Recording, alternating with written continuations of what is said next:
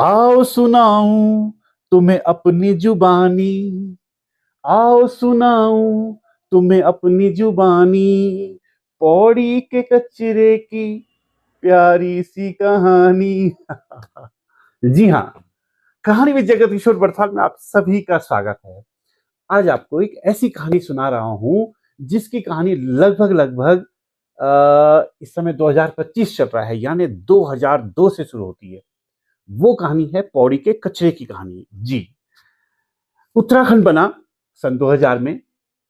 जैसे उत्तराखंड राज्य की घोषणा हुई, कुछ ही दिनों बाद यहां से कर्मचारी शिफ्ट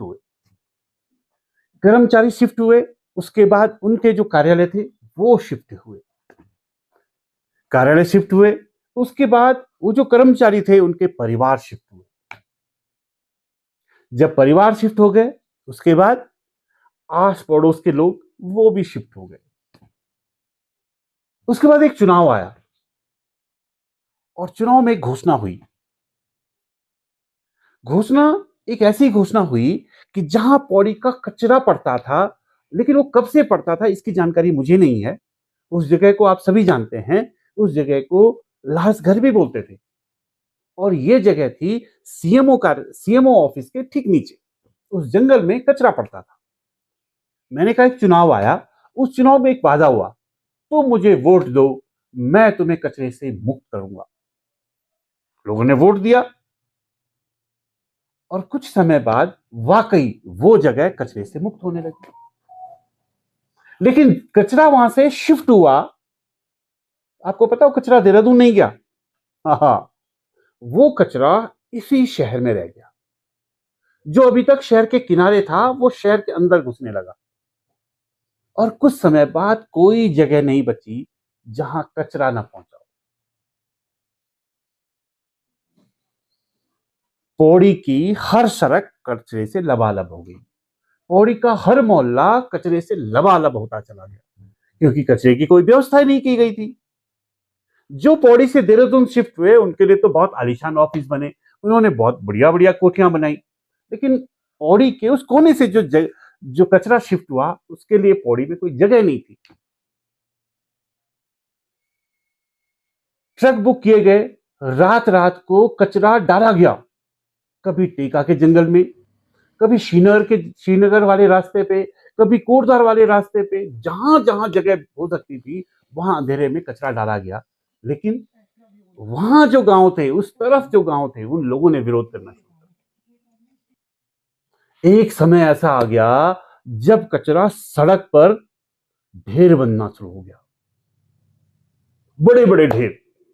और बदबू ऐसी चली कि कोई घर नहीं छूटा जहां तक कचरे की बदबू नहीं गई हो। उससे क्या हुआ, कुछ लोगों ने सोचा कि इस कचरे में, इस शहर में तो अब कचरा ही कचरा है, अब यहां रहना क्यों है। वो शिफ्ट हो गए। फिर कहां गए, देहरादून। लेकिन वो कचरा नहीं हो पाया शिफ्ट। कई बार बहुत सारी बातें आई कि मांडा खाल में जगह ले ली, कभी किसी ने जमीन दी, उसके जमीन में गड्ढा खोद के वहां कचरा दबाया गया, लेकिन वो भी कुछ नहीं हुआ। कितना कचरा दबाते।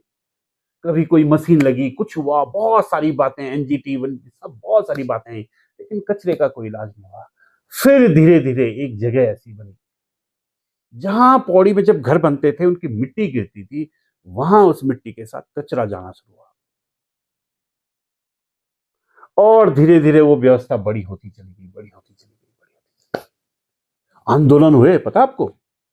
हाँ, बड़े बड़े आंदोलन हुए वहां पर 2016, 17, 18 में। कोई फायदा नहीं हुआ। अब हमारी एक उपलब्धि है, हमारे पास कचरे का एक भरपूर पहाड़ है, मस्त। और वो भी ऐसी जगह पर है जहां से हमारे शहर की एंट्री होती है। देखा आपने पहाड़ हमारा? नहीं देखा होगा आपने। आपको दिखाते हैं।